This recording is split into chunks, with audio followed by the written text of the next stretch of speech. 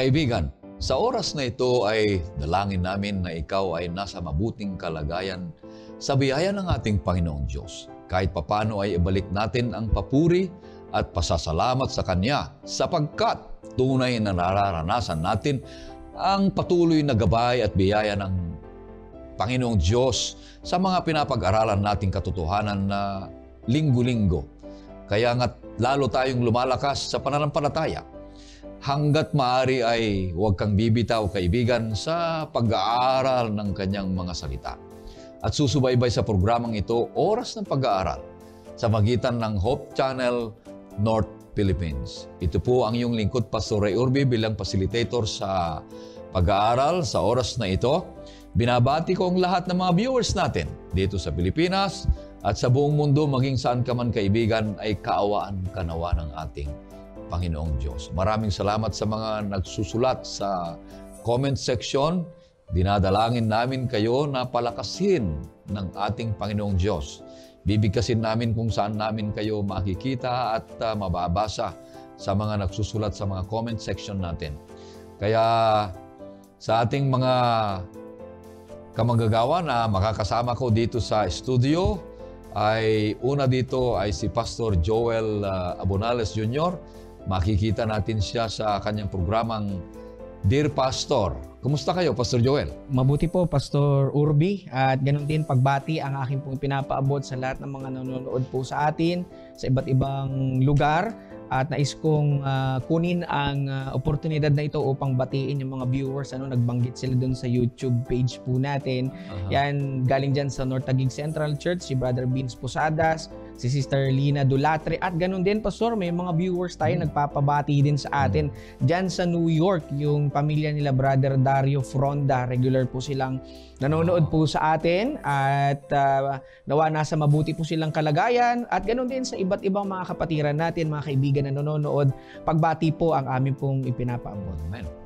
Ang pangalawang makakasama natin dito ay si Pastor Jerry Stabilio. Siya po ang ating Stewardship Director dito sa North Philippine Union Conference. Kumusta kayo, Pastor Jerry?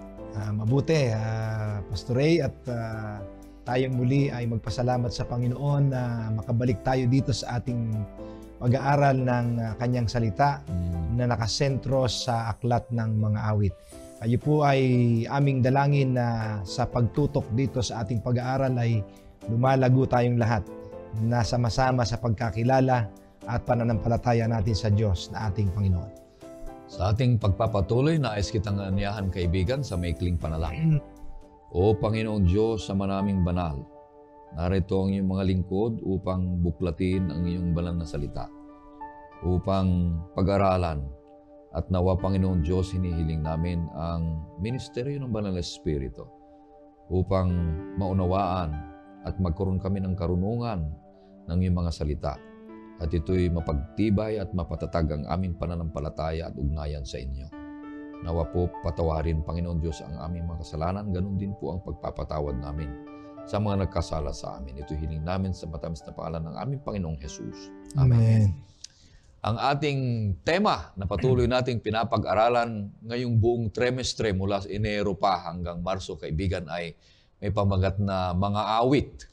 Ito po ang ating quarterly na kung sino man sa inyo ang nagnanais na magkaroon nito ay magsabi ka lang sa amin, kaibigan, at padadalhan namin kayo na ito'y tinutukoy ang tagpuan ng Diyos at ang tao mula sa puso sa puso. At ito'y punong-puno ng pagpapahayag ng mga panalangin, kagalakan, papuri, mayroon ding mga kalungkutan, at paniniwala at umaasa sa mga pangako ng ating Panginoon Diyos na hindi siya nagpapabaya at patuloy siyang kumakalinga sa mga naniniwala at mga kanyang mga anak. Napakagandang aklat na ito, kaibigan. Sana huwag kang mawawala, kundi palagi mong i-share ang programang ito upang madama din at ang mga kaibigan ay magkaroon din sila ng hiwaga at kaalaman sa mga katotohanan na gustong ipabatid sa iyo ng ating Panginoong Diyos. Kaya ang ating pangatlong paksa na pag-aaralan ngayong linggo ay may pamagat na Naghahari ang Panginoon. At ang talatang sauluhin ay matatagpuan sa awit 93 verse 1. Ito po ang sabi, ang Panginoon ay naghahari. Siya ay nakasuot ng karigalan. Ang Panginoon ay nananamit. Siya ay nabibigkisan ng kalakasan. Ang sanlibutan ay kanyang itinatag. Hindi ito matitinag. Napakaganda ang ating leksyon sapagkat tinutukoy niya na magkaroon ng patuloy na pagkikilala sa ating Diyos na siya ang manlalalang sa lahat ng mga bagay, pati ang ating sarili. Na siya ang ating hari, siya ang ating hukom na dakila. At patuloy na tapat na siya ang gumagawa sa lahat ng mga bagay upang mangyari ang kanyang kalooban. Kaya may 3 punto na ating pag-aaralan ngayong linggo, kaibigan. Kasama ko si Pastor Joel, si Pastor Jerry, na tatalakay dito. Na ang 3 punto na ito ay una, the Psalter affirms God as the Creator. Pangalawa, the Psalter exalts God as King and Judge. At ang pangatlo ay maganda, the Psalter upholds God as faithful covenant maker. Kaya, Pastor Joel, pangunahan mo kami sa ating pag-aaral sa unang punto na ibig sabihin ay the Psalter affirms God as the Creator. Anong ibig sabihin nito, Pastor Joel? Pastor, sa talatang sauluhin pa lang ay meron ng maliwanag na konsepto na tinuturo dyan, dito sa English translation na nasa akin, binanggit yung mga words na the world established. It points to creation, firm and secure. So pag binabanggit ng Book of Psalm, itong mga konsepto na ito about kingship, sa creatorship ng Diyos, nangangahulugan ito, Pastor, ng pag-establish ng concept na secure yung life natin bilang mga nilalang ng Diyos. Kaya sa mundo natin na ginagalawan, marami po yan, even sa mga kabataan. Mapapanood nyo yan sa Facebook, kung saan-saan pa yung mga content na dinidebunk yung creation ng Diyos, hindi totoo yung creation.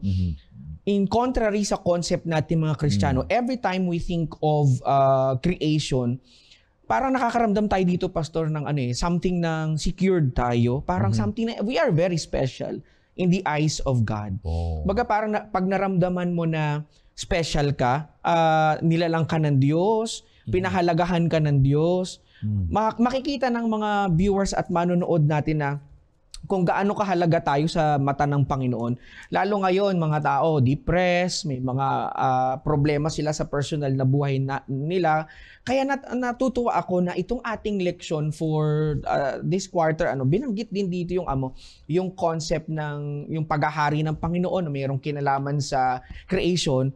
I think ito yung something na kailangan nating bigyang pansin. Kasi pag nag-focus din tayo sa aspeto ng creation, mabibigyan tayo dito ng assurance, Pastor. Itong Book of Psalm, ina-affirm niya. Kumbaga parang pinagtitibay niya, talagang merong creator. Merong creation. Siguro, Pastor, maganda mabasa natin, makikita natin ito yung dalawang aspeto na to sa mga awit kapitulo 8. May 2 main ideas dito. Una, God is the creator. And number 2, yung human as the crowning jewel or achievement of God's creation. Siguro, Pastor, maganda mabasa natin, mga awit kapitulo 8, 2 hanggang 4 at 5 hanggang 8. Mula sa bibig ng mga sanggol at mga musmus, ikaw ay nagtatag ng tanggulan dahil sa mga kalaban mo upang patahimikin ang kaaway at ang maghihiganti sa iyo. Kapag pinagmamasdan ko ang iyong kalangitan, ang gawa ng iyong mga daliri, ang buwan at ang mga bituin na iyong inilagay, ano ang tao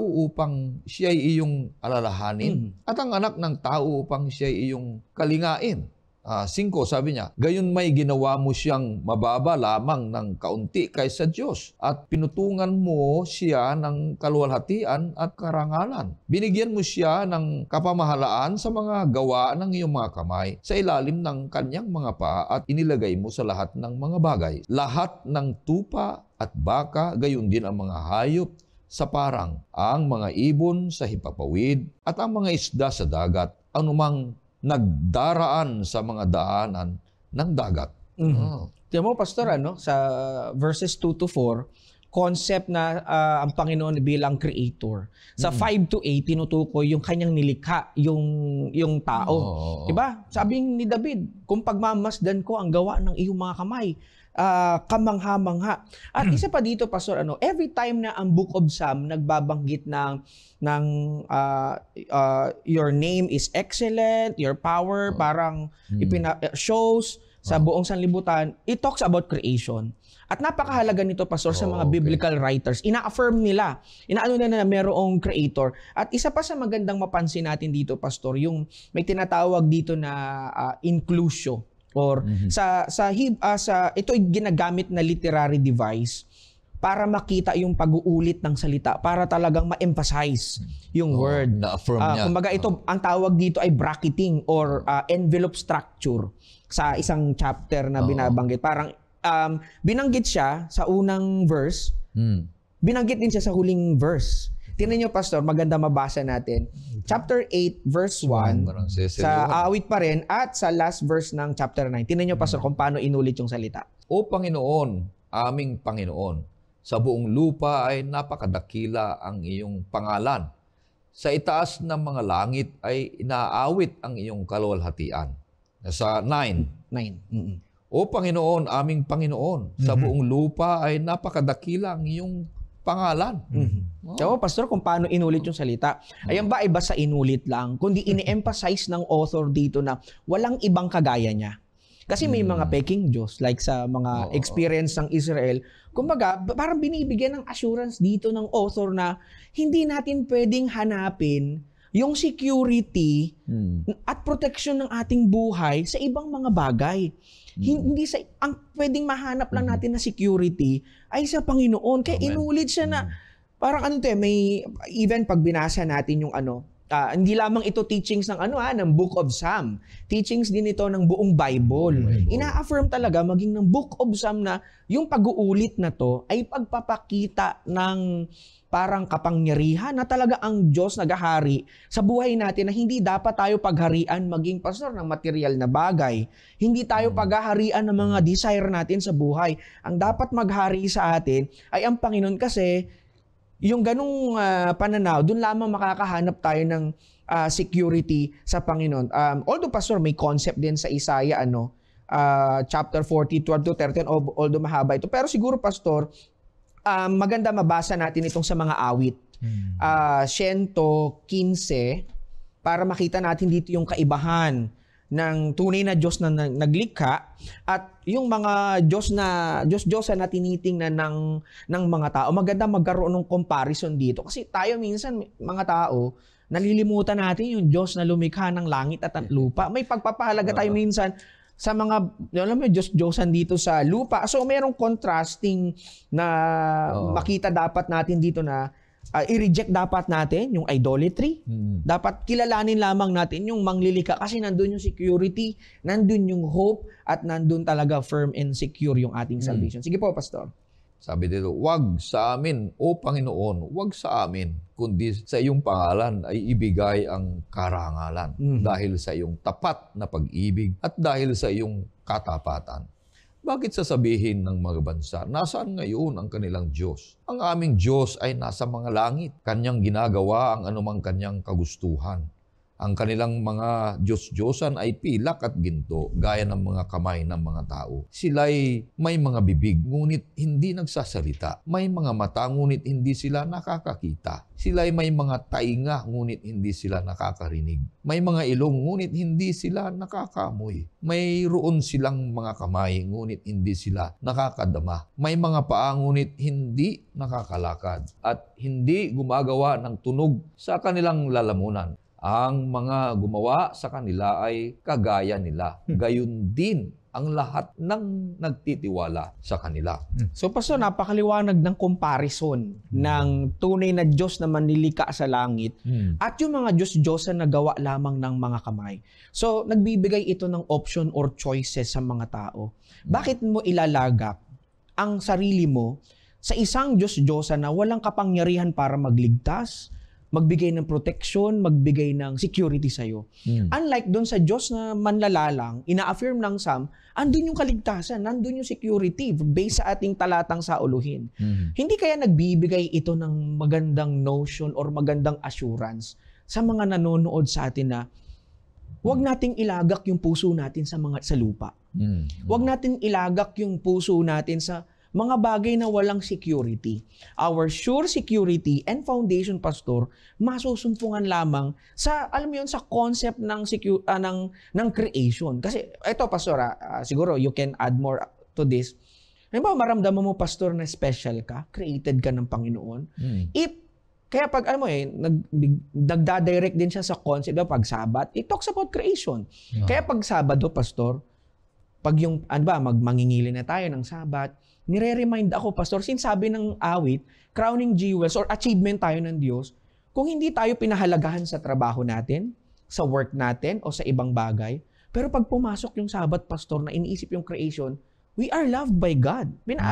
Pinahalagahan tayo ng Diyos. Ito yung concept na dapat makita natin na kung wala nang may ibang magpapahalaga sa atin, nire-remind tayo ng Diyos na malilika, ina-affirm, pinagtitibay ng Psalm na ang Diyos, pinahalagahan tayo. So, kaya wag isipin ni Numan ng mga manonood na hindi sila pinapahalagahan, wala silang silbi.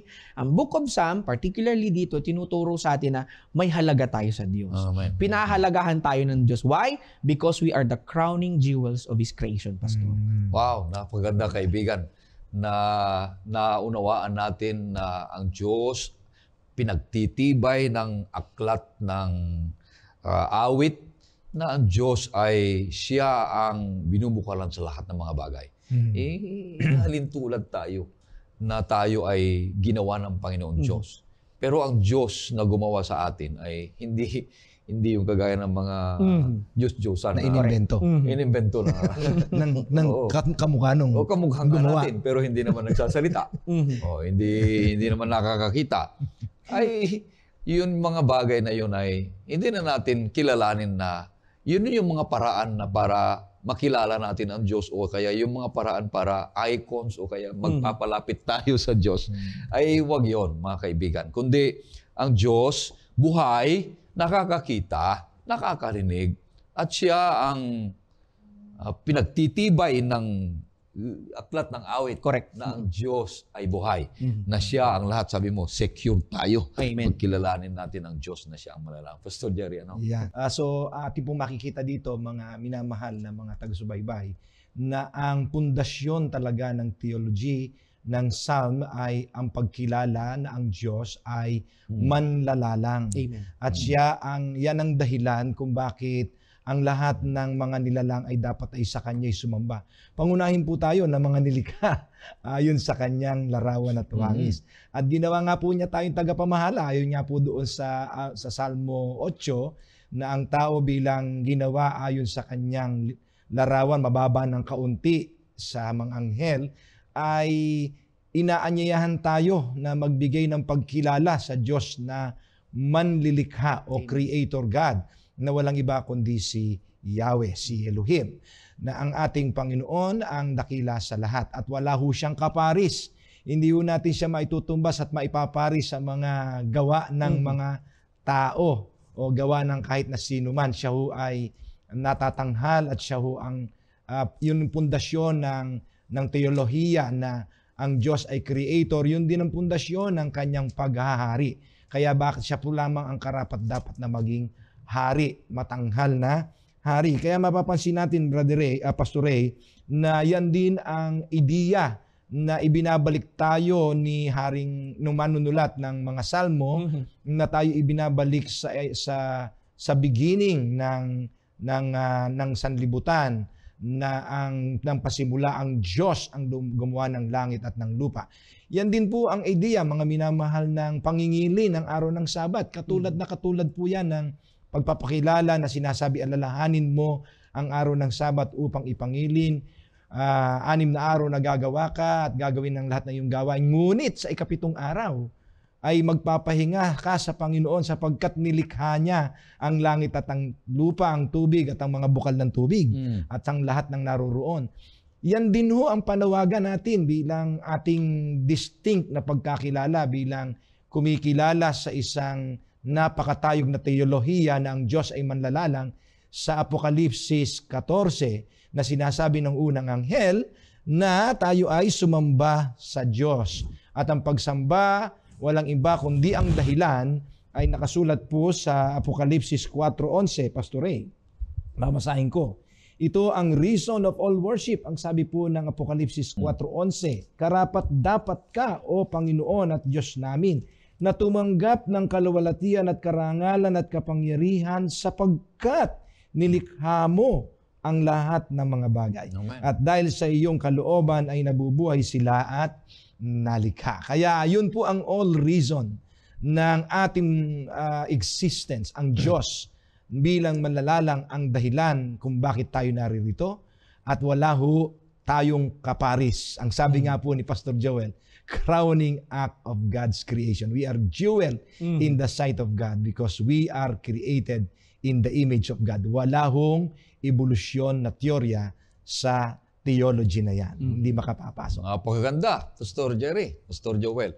Kaya pala ang mga awit ay ipinapakilala at ina-affirm ng mga awit, mga nagsulat dito na ang Diyos ang manlalalang sapagkat ang kanyang pagka-Diyos ay ating sambahin. Pastor. Yeah. Wag mong sambahin yung Diyos na hindi mo kilalanin. Pag kinilala mo na ang Diyos na siya ang manlalalang sa lahat, ay walang taramente, ikaw ay sasamba sa Kanya. Kaya ang Diyos ay nagpapakilala sa atin na siya ay manlalalang sapagkat hinihingi niya o tayo naman ay sasamba sa Kanya na Kanyang mga nilalang. So, yung mga inanyuhan dyan, Pastor, ay wag nating sambahin dahil hindi natin kinikilala na sila ang manlalalang sa atin. Correct. Sa lahat ng mga bagay. Napakaganda. Pastor, kanina nagbanggit po ako ng word na inclusio, 'di ba? Yung parang emphasis from the beginning of the ng verse 1 hanggang sa katapusan Sa ng huli. 1. Ngayon, Pastor, meron naman tayong tinatawag allusion. Yan, Allusion. ginagamit Allusion allusion. Sa concept, pag pinag-aralan natin ng Biblia, yung concept ng creation, makikita natin may allusion yan eh. Ibig sabihin, ang New Testament ay pwede siyang mag-quote ng something na merong idea ng creation sa Old Testament. And take note dito, babasa natin yung talata, Pastor, sa Revelation chapter 14 verse 7. May allusion ulit dito ng pagkilala sa creatorship ng Diyos. Ibig sabihin, ang Bible ay, kumbaga parang tawag dito, ay mayroong maraming concept ng creation. So siguro maganda, Pastor, basahin natin yung Revelation chapter 14 or Apocalypse 14:7. Sinabi niya sa malakas na tinig, matakot kayo sa Diyos at magbigay luwalhati sa Kanya sapagkat dumating na ang oras ng Kanyang paghuhukom at sambahin ninyo ang gumawa ng langit, ng lupa, ng dagat, at ng mga bukal ng tubig. Mensahe ng anghel yan, Pastor eh. Ibig sabihin yung mga eschatological issues yan sa huling kapanahunan na kakaharapin ng bayan ng Diyos. Yung binanggit kanina ni Pastor Stabilio yung about evolution, marami na naniniwala yan, Pastor. Naka-incorporate na rin yan kapag hindi aware ang mga magulang. Nakalagay dyan sa mga libro na ang tao galing sa ganitong species hanggang sa nag-evolve. So, parang nagbibigay ito ng concept na bakit ganun yung parang pagkali ka? Mapapa-question kay, ganito ba ka-cheap yung pagkali ka sa atin? Ganito ba kababa talaga yung dapat kong makita sa aking sarili? So, in contrast, sa creation, inuulit mo nga rin kanina, Pastor, na crowning act of God's creation, napakahalaga natin sa Panginoon. Hinulma tayo sa pamamagitan ng kanyang mga kamay at sobrang special natin. So may allusion din ito, Pastor. Yung kung binanggit sa Old Testament, binanggit din ng New Testament para i-affirm na talaga may manlilikha na sobrang special ng pagkalika. Ito yung kakaharapin natin sa mga huling kapanahon. Hindi naman lingid yan sa ating kaalaman na sa huling kapanahunan, tayo ngayon nangangaral. Binibigay natin sa mga tao na wag nilang ibigay yung trust nila sa mga konsepto na hindi naman magbibigay ng kaligayahan, satisfaction sa buhay nila. So parang lesson sa atin dito, once we give our life sa ating Panginoon na Creator and be sure sa ating talatang sa uluhin, firm and secure yung buhay natin sa Panginoon. Amen. Ganda ng message. Ang alusyo ay pinagtitibay. O kaya kinukot niya yung mga, ang inclusion naman ay kinoconfirm niya yung una sa kahuli. Kung ano yung mensahe sa atin. Ngayon ay pangalawa na, kaibigan, na punto. The Psalter exalts God as King and Judge. Ano ang ibig sabihin ng mga aawit na ito na tinutukoy dito sa Aklat ng Awit? Pastor Joel, pakipaliwanag uli ito. Siguro unahin muna natin, Pastor, sa aspeto ng kingship. Yan, sa pagiging hari. Sa Psalm, tinatawag ito na mga royal psalm.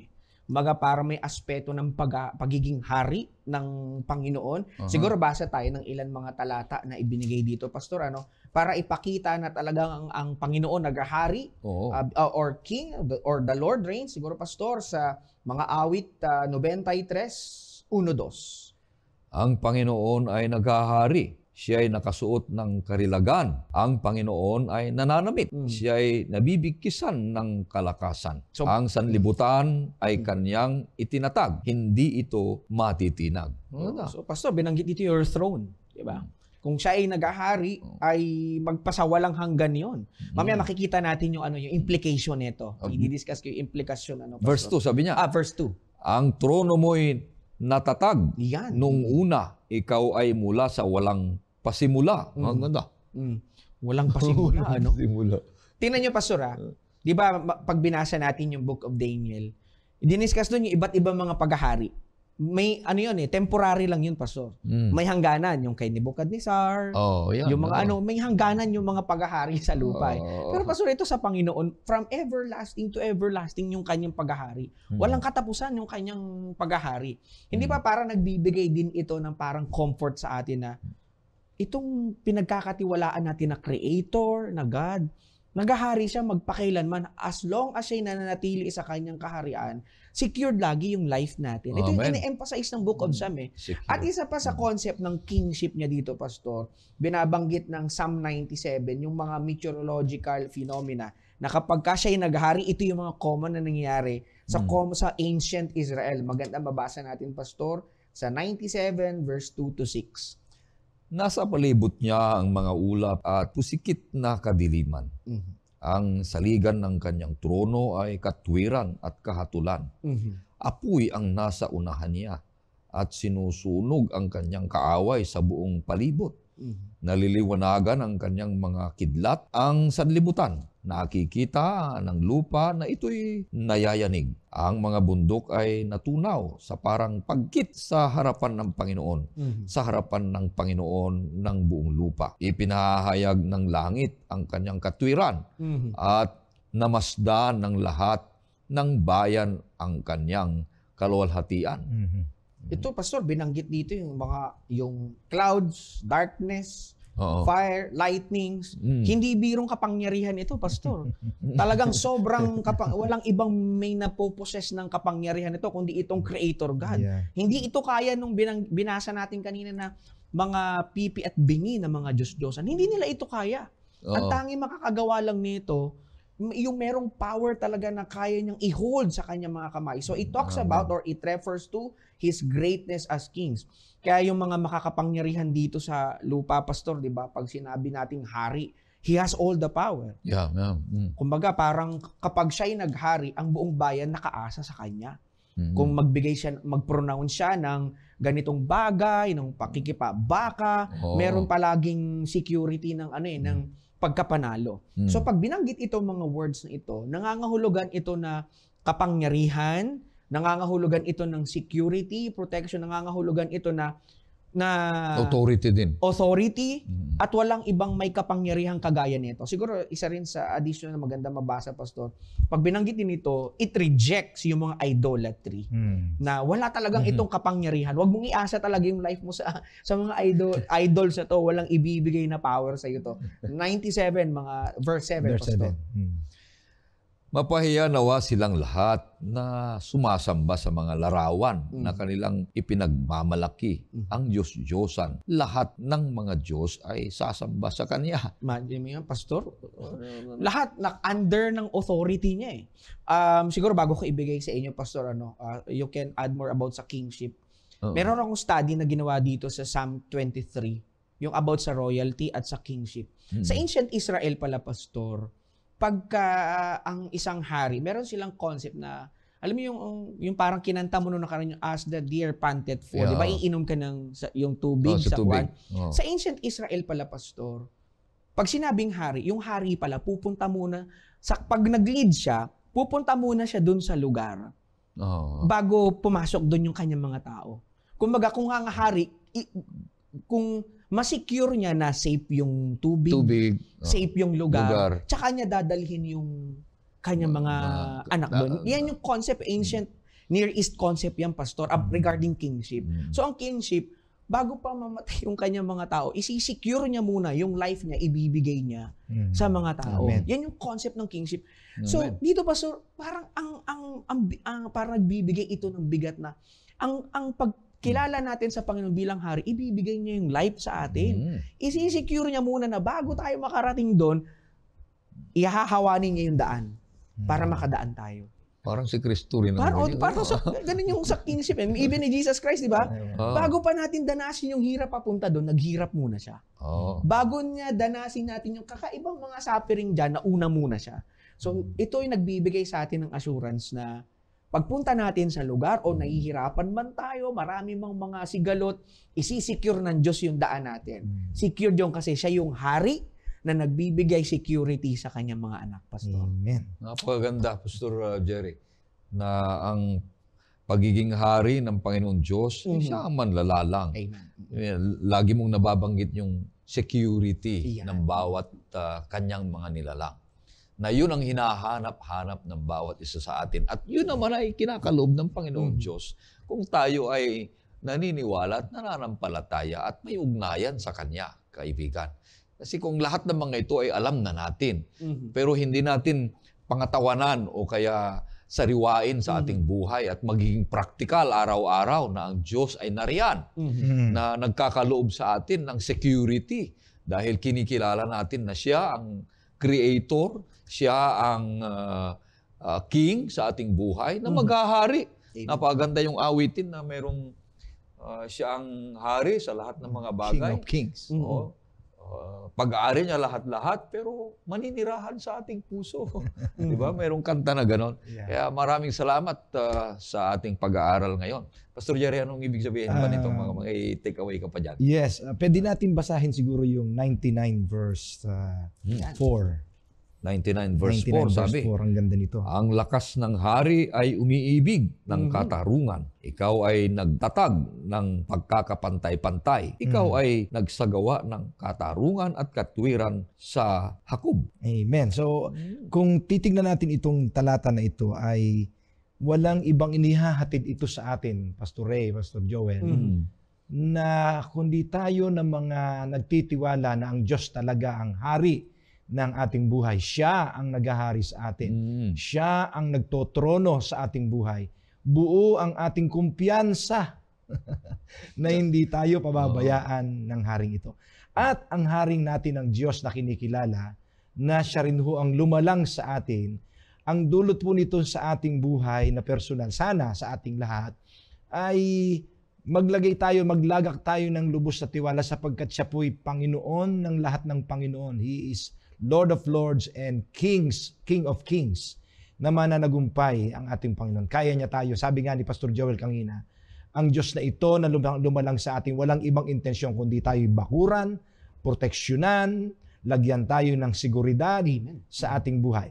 Kaya kung meron po tayong hari na kikilalanin na ganito, mga minamahal, may mag-iingat sa atin, may magpapakain sa atin, may magpuproteksyon sa atin, may magpapagaling sa atin, may magmamahal sa atin, at magbibigay sa atin ng katarungan.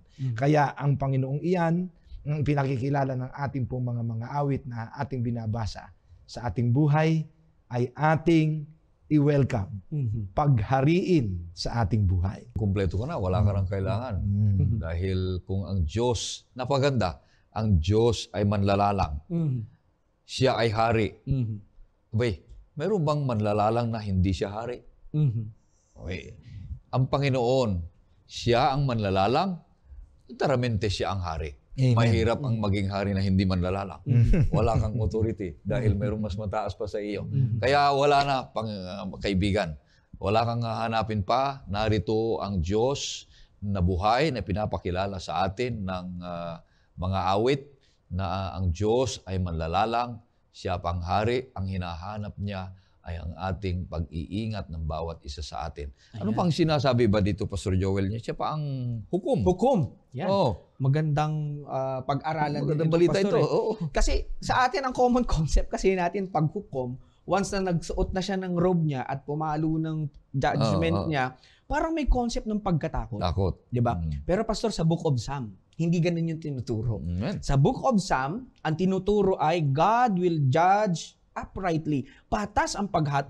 Ang hukom pala na ito, hindi lang creator king, kundi siya ang hukom na patas. Maganda, Pastor, mabasa sa mga awit 75 or 75, ang talata po ay 2. At sa aking piniling takdang panahon, may katarungan akong hahatol. Kapag ang lupa ay nayayanig at ang lahat ng mga nanirahan dito, ako ang nagpapatatag sa mga haligi nito. Tinuturo ng Book of Psalm na wala po tayong dapat katakutan sa paghatol, lalong-lalo na kung tayo ay nasa Diyos. Amen. Pag binasa natin yung Daniel chapter 7 verse 22, judgment is in behalf of God's people.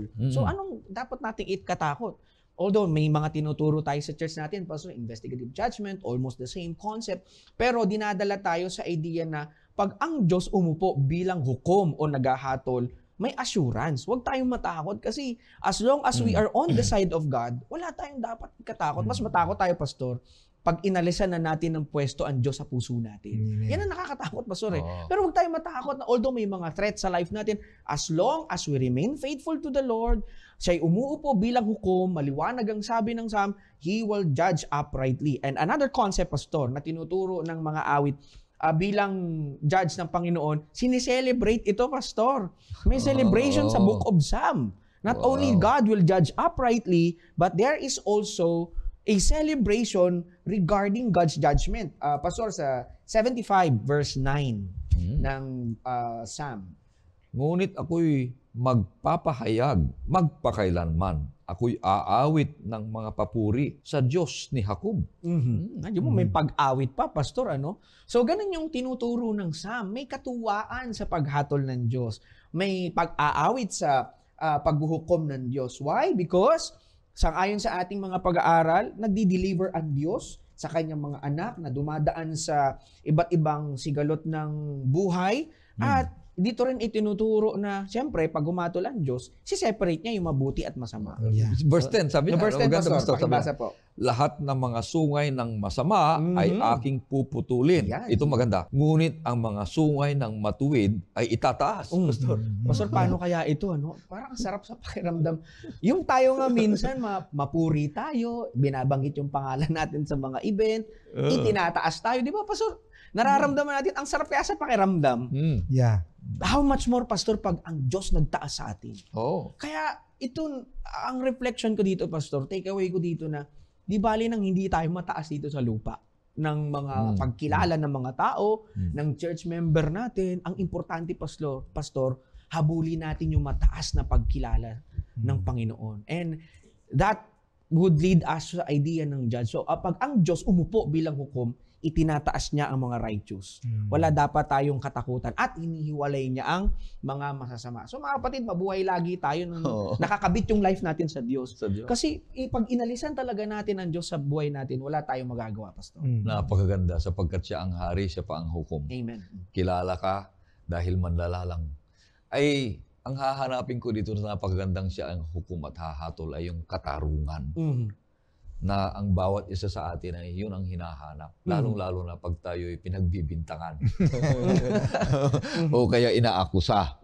O kaya yung kanta ni Fred Aguilar na katarungan, na siya ay pinagbibintangan, na siya Nakulong ay ng walang sala. nakulong walang sala.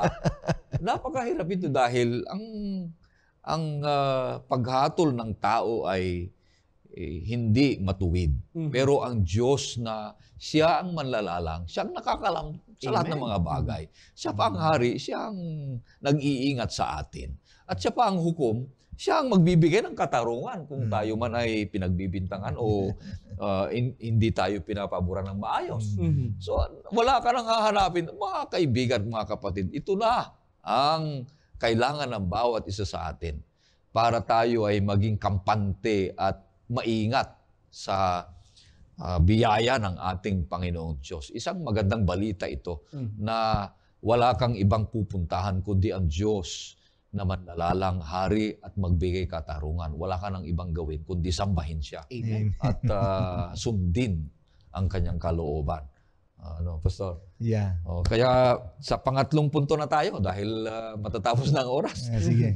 Napaganda. Ang pangatlong punto, Pastor Joel, ay the Psalter upholds God as faithful covenant maker. Anong ibig sabihin nito, Pastor? Pastor, tinuturo yan, yung concept na yan sa Psalm chapter 7. Maganda siguro, Pastor, mabasa natin from verse 1 to 10.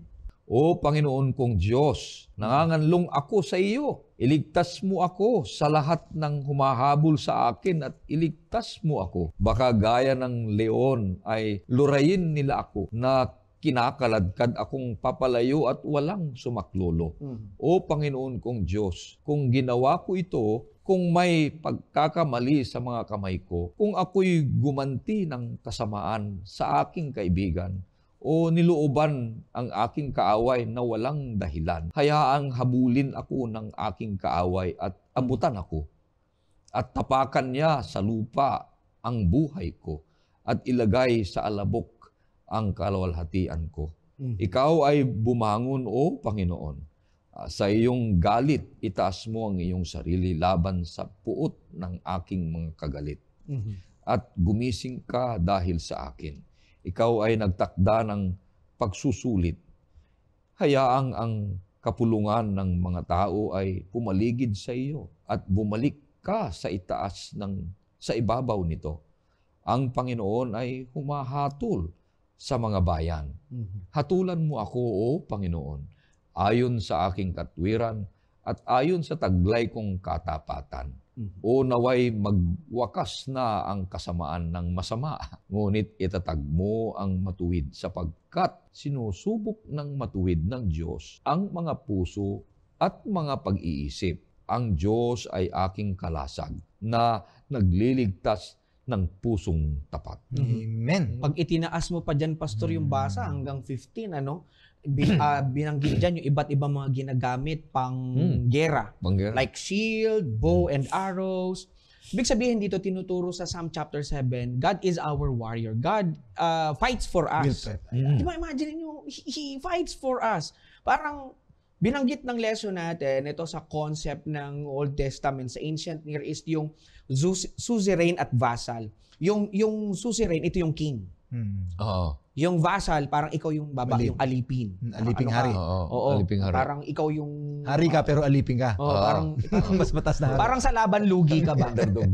So, parang dito, itinuturo, may covenant kasi ang Pastor. Halimbawa, ako bilang hari, may sasakupin akong lugar. Yung lugar na mahina, para hindi ako sakupin ng hari sa neighboring country, kailangan ko maging faithful sa isinet ng king ng mga covenant. Kasi ikaw mahina eh. Kailangan kang maging tapat sa kanyang... Sumunod ka. So sa agreement between ng suzerain at vassal, kailangan maging faithful ang vassal o yung mahina sa treaties nila ng king. Walang pwedeng may gumalaw sa'yo na ibang mga kaharian basta okay yung agreement natin. Magiging faithful yan eh. Kumbaga, pangalawa, Pastor, ako yung king makikipag-away para sa'yo. Basta wala kang lalabagin na covenant nating dalawa. Imagine mo yung hari pa yung... Pastor, ito yung concept. Ipaglalaban ka yung pa. hari pa yung nakikipag-covenant. Ganun ang Panginoon, Pastor. Kung meron mang faithful sa covenant, walang iba kundi ang Panginoong na manlalalang. Kung tayo nagsiset ng covenant sa lupa, sabi nga nila dito sa makalupang concept natin, promises are made to be broken, but not with God. When God sets His covenant, He would make it sure na magiging faithful siya sa covenant. Imagine mo, hari siya, pastor. Siya ang pinakamakapangyarihan sa lahat. But this king will fight for his children. So sa nangyayari sa atin ngayon, hindi ba magandang idea ito, Pastor, na yung king na our maker and our king ay nakikipaglaban para sa atin. He will rescue us.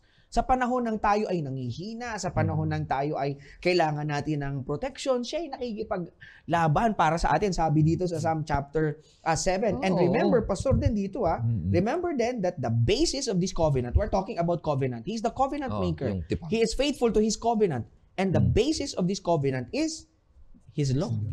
God's law. Unlike ngayon, di ba? Parang sa paligid natin, nakakalungkot, Pastor, wala nang pagpapahalaga sa utos ng Diyos. Kanya-kanyang utos na. Kanya-kanyang utos na. But here, walang absolute the basis of God's covenant, yung kanyang law. Pastor, siguro maganda paki-emphasize ng basa sa chapter 19. Ganda nito, Pastor. Verse 7 to 10. Ang kautusan ng Panginoon ay sakdal na nagpapanauli ng kaluluwa. Ang patutuo ng Panginoon ay tiyak na nagpapatalino sa kulang ng kaalaman. Ang mga tuntunin ng Panginoon ay matuwid na nagpapagalak sa puso. Ang utos ng Panginoon ay dalisay na nagpapaliwanag ng mga mata. Ang pagkatakot sa Panginoon ay malinis na nananatili magpakailanman. Ang mga kahatulan ng Panginoon ay totoo at lubos na makatwiran. And 10, higit na dapat silang naisin kaysa ginto, lalong higit kaysa maraming dalisay na ginto. Higit ding matamis kaysa pulot, at sa pulot pukyutang tumutulong. Imagine yung metapora niya. Kung paano ginamit ng writer na higit yung utos ng Diyos, mas matamis kaysa sa pulot, higit sa lahat ng bagay. So, it gives us the idea na ang guidelines para ma-enlighten tayo to enjoy life, to enjoy God's covenant, ay yung utos ng Diyos. Yeah. So mga kapatid, valid pa rin yung utos ng Diyos. And ini-establish yung covenant ng Diyos sa pamamagitan ng utos ng Diyos at sabi na binasa ni Pastor, nagpapanauli ng kaluluwa. It transforms our lives. It transforms our commitment. It transforms our perspective sa life na ito. So once na ang tingin natin sa utos ng Diyos, Pastor, ay pang walang hanggan, nananatili hanggang ngayon, binabago pala nito, Pastor, ang ating buhay. So yan yung ganyan ina-uphold, ano? Faithful ang Diyos. Kung tayo hindi faithful na mga tao, gusto nating ipaalala sa mga manonood natin, faithful ang Diyos. Amen. Sa kanyang covenant. Minsan nawawalan tayo, Pastor, di ba, ng trust sa Panginoon. Minsan nanghihina na tayo, parang hindi na natin maintindihan kung saan pupunta ang pananampalataya natin. During those times na hindi tayo faithful sa Diyos, yun yung mga panahon na faithful ang ating King, ang ating Judge, ang ating Creator. Amen. Napakatindi ang pananampalataya ng mga salmista na malalim ang kanilang ugnayan sa ating Panginoong Diyos na hindi bumibitiw ang Diyos. Kahit minsan bumibitiw ang tao, kahit sila rin. Ay, ang maganda dito sa pangatlo ay patuloy na magmula noon hanggang ngayon ay ang Diyos ay patuloy na yung kanyang tipan ay ginagawa niya sa bawat isa sa atin.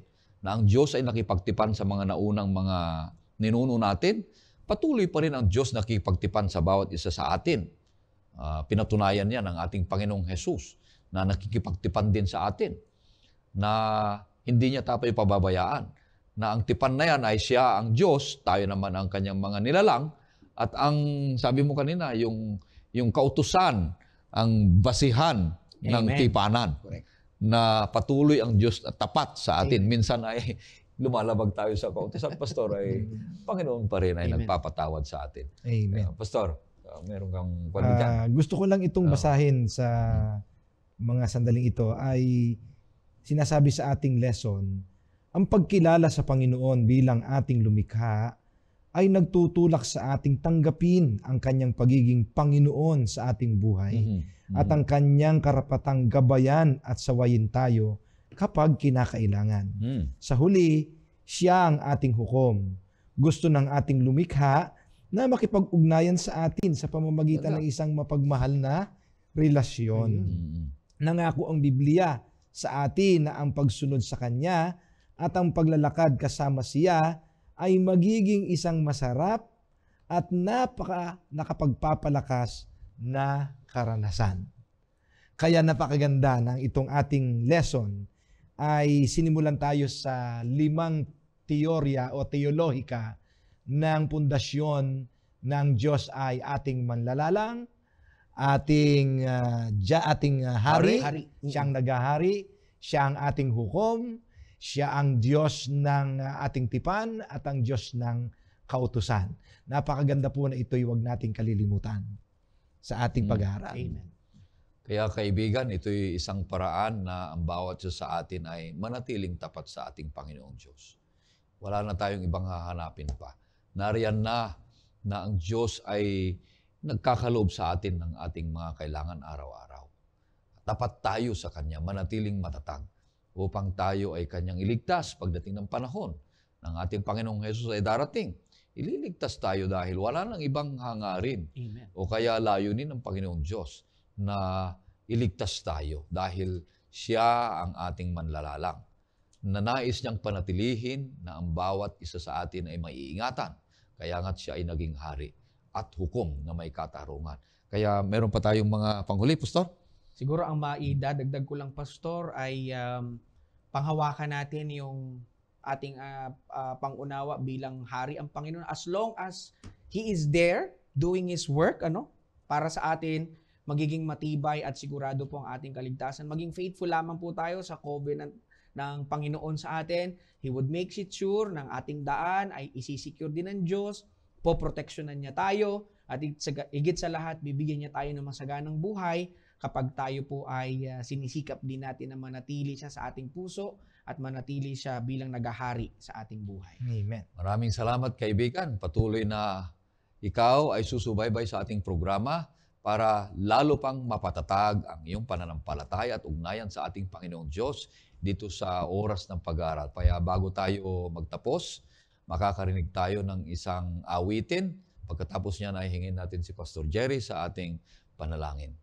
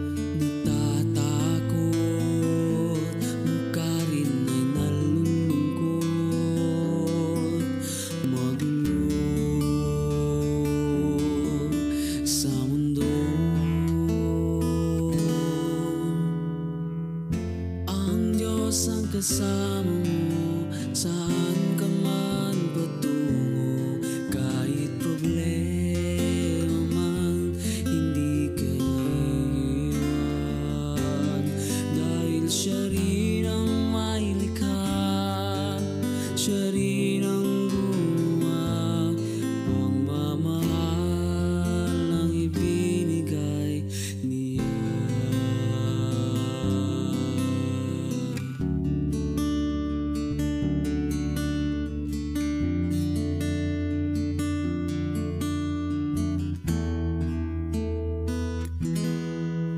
Pinahirapan, hindi tinulungan, halos kasamaan ang kasalanan. Sakripisyo, kapalit ang buhay at dugo sa iyo, kaibigan ko. Ang Diyos ang kasama mo, saan ka man patungo, kahit problema man, hindi ka iiwan. Dahil siya rin ang may likha, siya rin ang gumawa, pagmamahal ang ibinigay niya. Ang Diyos ang kasama mo, saan ka man patungo, kahit problema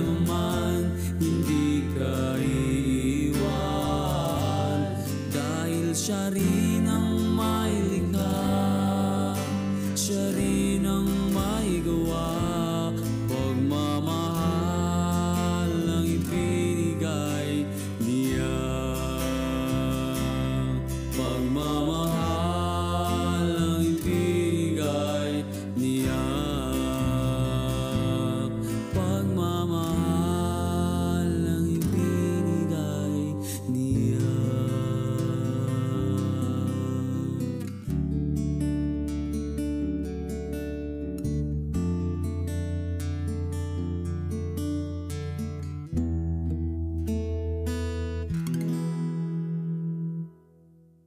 Tayo po'y manalangin. Kinikilala ka po namin, dakila naming Diyos na amin pong makapangyarihang manlalalang. Kinikilala rin po namin kayo na amin pong hari ng aming buhay. Ikaw din po ang siyang matuwid na hukom ng aming buhay, na sa iyo ang lahat ay maayos ang pagkakahusga. Wala po kayong kinaliligtaan na katuwiran sa iyong mga anak. Kinikilala rin po namin kayo, dakila naming Diyos, na amin pong Diyos na tapat sa inyong tipan, na kaya nyo kaming ingatan sa lahat ng panahon ayon sa iyong pangako. Amen. Kayo rin po ang nagpapatawad ng marami naming mga nagawang mga kasalanan.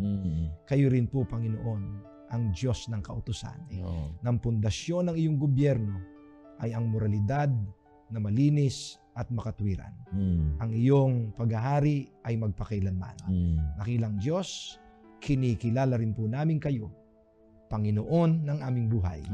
Kung meron po kayong nais na itama sa amin, gawin po ninyo, sapagkat kayo po ang aming Panginoon. Amen. Kayo'y magbigay sa amin at magdulot ng lubos na kapayapaan, ngayon at magpakailanman, sa pangalan po ng Panginoong Jesus. Amen. Amen.